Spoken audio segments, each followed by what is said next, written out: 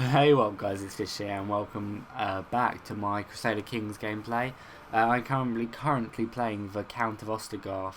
The last few episodes we have gained independence from the rest of Sweden, which is quite nice. It's been ruined through civil war, but we currently own this little bit here and these two. You can see there, that's what we own in Sweden. Norway have actually invaded and successfully taken the whole of England.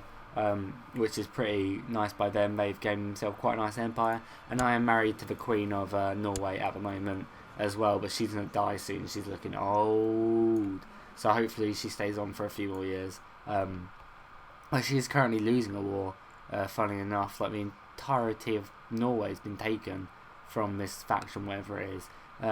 Also, I did record a bit, so we're a bit ahead where we left off, but that's because I recorded a bit and it was just really shit. I just was extremely tired and the gameplay was awful, so we're a little bit ahead from where we were last time. But yeah, let's get into it. I was also fighting another war to try and claim this, but lost because Norway didn't back me up, which is, I guess, fair enough because they are fighting a massive war.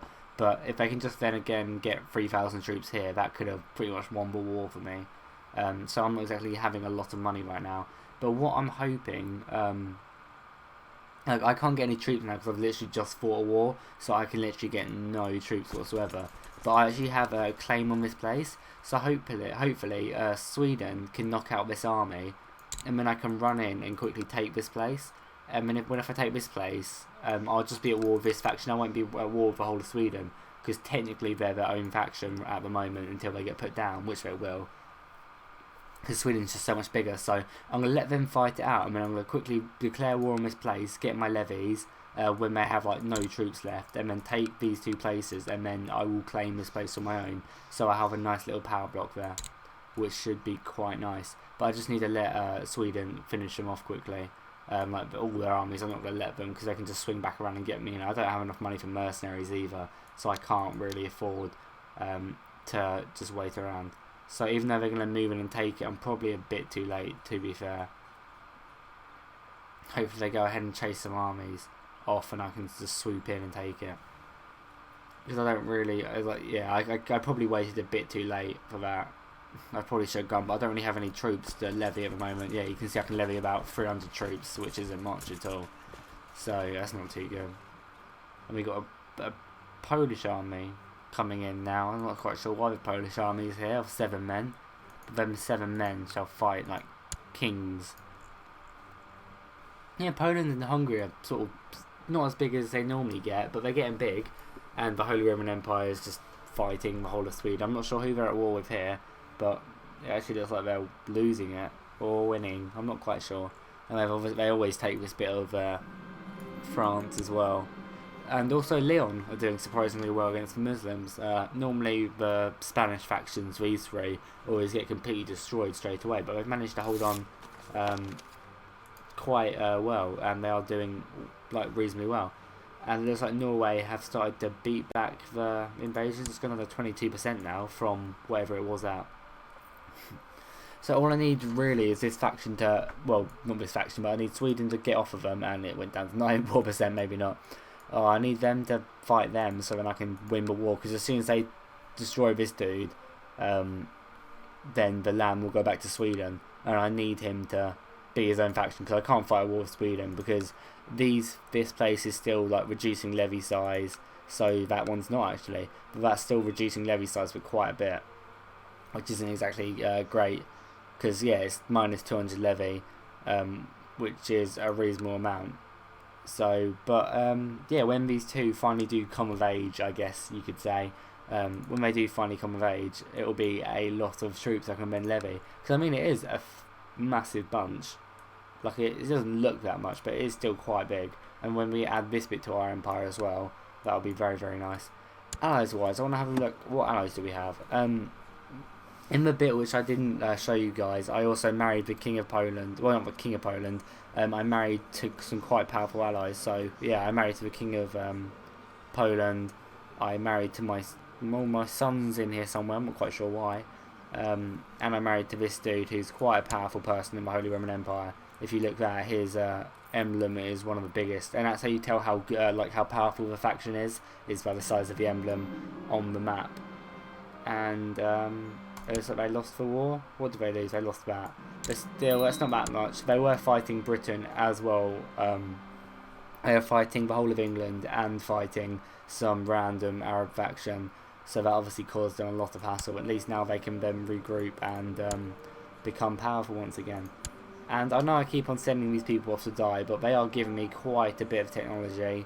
So I'm going to go ahead and study some technology in the Muslims' places, because they always seem to be the highest, well, at this point they were the most highly educated people around the world. So I'm going to go ahead and leave that dude there.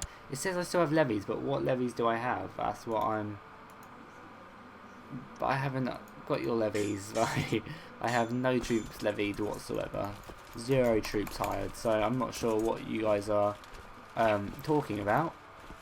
But it is fine, my friends. It is fine. I'm going to go ahead and get rid of that message after the autosave, because I'm just that badass. And we're getting free gold now, which is quite good. We should probably spend it in our main places, upgrading some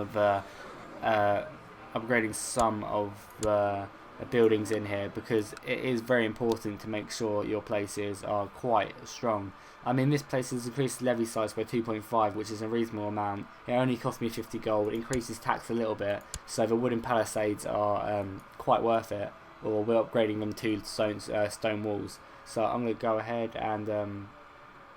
oh no, we're upgrading them to wooden palisades. That's the next upgrade. Yeah, and that was only 50 gold. I think that was worth it. But sort of... I was reading on the forums, and the forums were saying there's no real point upgrading sort of these sort of settlements, because by the time they start becoming good, it's just sort of a waste of money. You should mainly focus on your core settlements. So for me, I guess this would be my core settlements. Sweden would be, and if I was to say invade Sicily or something like that, I shouldn't really focus on upgrading them, because there's just little point to do that.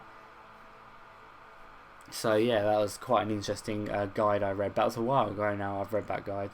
I gained 15 prestige. Lovely. My prestige is rather high now, and so is my piety. That's going to do good for when he dies, when Sven dies. Because when your faction leader dies, it all goes into a score, and it's sort of like when you finish the game, there's always sort of a levelling system. Ooh, have they been converted now? But just the majority of them are. It says they're Catholic. Oh well. And they're still Catholic. When are they? 1108, we're almost there. And these people are 1113. So when that's done, we should be starting getting a bit more money. This should definitely raise up, and we should be getting, well, a considerable amount of money now, which is awesome. Even though I don't even have control of this place. That's my son. I gave that place to my son. Yeah, now I remember. But when I die, then I shall regain that land, which should be good. Because when I die, my son will obviously take over, and then he'll have control of all of this thing. So you have to be careful when you're giving land away to your sons, because if you give land away to a son which isn't your heir,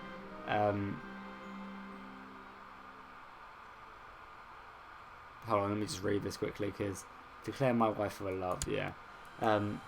If you give land to a son which isn't like your heir to your dynasty, when you finally come to power, you won't have control of that land. Your son will have control of it. It'll still be in your country, but if you want to keep everything, like you want to own stuff and you want to be able to levy a high army, that's sort of you need to keep it into your line of succession, or you can just assassinate your children like an evil king. I still can't do this yet. I need high crown authority. No, oh, hold on, actually. What happened? Oh, the thing was built. Lovely. One of the following must be true. Not affected by crown lord titles. King of Sweden, Kingdom of Sweden. One of the following must be true. So yeah, I need to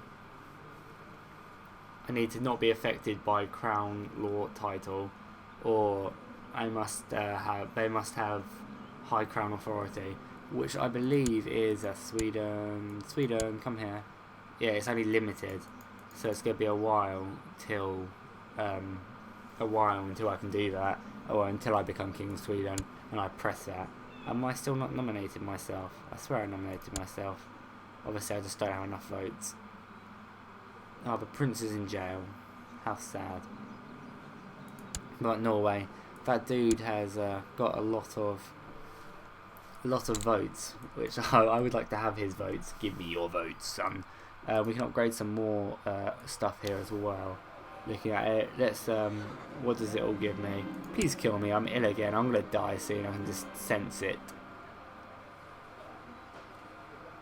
Let's get a military training ground. Oh, actually, let's upgrade our city village, because more tax means more money, obviously. More money means the good times are rolling. When we have lots of money, we can have parties and feasts, even though I can probably have a feast now. Let's hold a summer fair.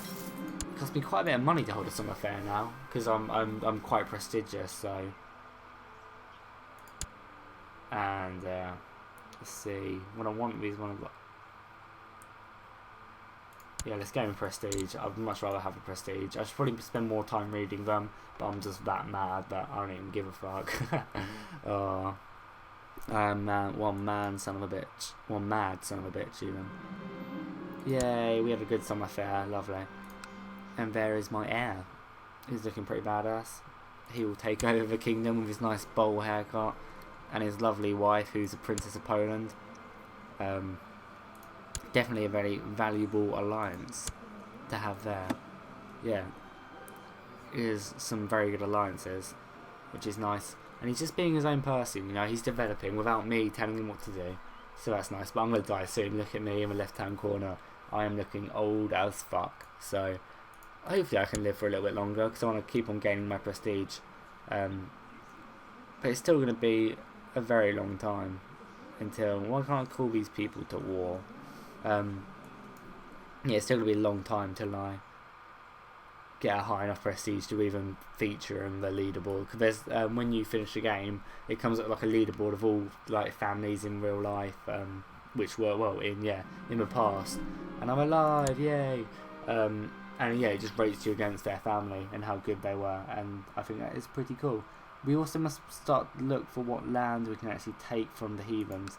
I mean, are these people? Are they Catholic? Can we just declare war on them?